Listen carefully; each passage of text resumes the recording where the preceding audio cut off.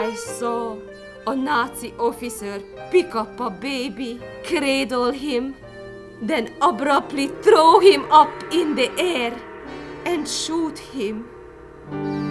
Ever since I heard Sefta's story in 2006, I knew I needed to tell it. My grandmother never spoke about it. With Grandma, you never talk about the Holocaust. Every time I wanted to share, the images came back to life, and I was forced to live it all over again and again and again. This is a personal story. It's about my personal relationship to my grandmother, who was a Holocaust survivor. We were shoved into the carts like cattle. Second piece of paper. We were riding without knowing where for a few days. We could barely move. It was stuffy and hard to breathe. Cold, yelling and crying. Some of the elderly and the babies died from lack of air and food. After my grandmother passed away, we actually discovered 5 pieces of an interview that she did with the Israeli Holocaust Agency. My grandmother's story, her Holocaust story. Suddenly, the train stopped. Later, we found out that we arrived to Auschwitz. I needed to know more. Out of the blue, I started writing. It was so horrific, and I couldn't find a way of making it presentable without being overwhelmed. I kept trying. I would write a page and then put it aside for a year or two. I'd write another page in another year or two. Next to them, there are people who are dead. I discovered my process as I was putting it together. There's a light there.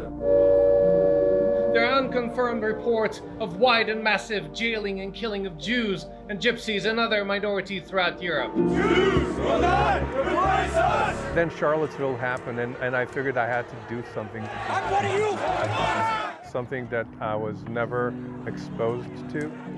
I knew about in theory, but I never really felt on my flesh and blood. Anti-Semitism. Who's the streets? Our streets! Who's the streets? White nationalists marching at the University of Virginia chanting, "Jews will not replace us," and other racist, anti-gay, anti-Semitic, and Nazi slogans closely reminded me of the rise of Hitler in Nazi Germany 80 years ago.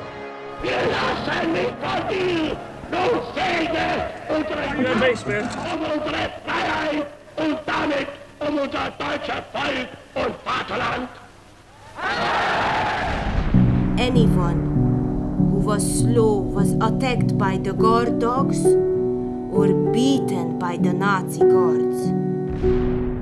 Seeing people walking with torches and yelling Nazi slogans really forced me to look deeper and to look towards the past, towards my own past, my family past. We were sent walking forward and stopped in front of 3 SS men. The one in the middle signaled with a riding crop, pointing it to the left or to the right.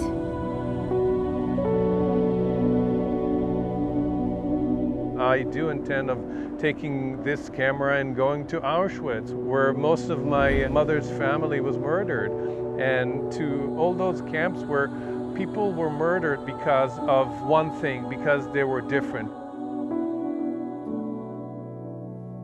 We were taken to big concrete showers, forced to get naked. Our heads were shaved, and after the shower, we were given thin rags to wear. It's about her journey, it's about my journey. All this time, I never stopped believing that my mother and daughter were still alive. 4th piece of paper. 24th of February, 1945, we were taken out of the camp and were marched till Bergen-Belsen. Thousands of slowly moving people. With the dust was a smell sickly and thick, the smell of death and decay, of corruption and filth. I found myself in the world of a nightmare. Dead bodies, some of them in decay, lay strewn about the road and along the rutted tracks. After the Holocaust, my grandmother did not believe in God. Can you blame her? When the British Army liberated the death camp Bergen-Belsen, Safta was at death's door. She weighed under 60 pounds, had a severe stomach infection, a few broken bones, and she had been left for dead at the infirmary. What we saw during the Holocaust is something that did not disappear. It's something that keeps happening again and again and again.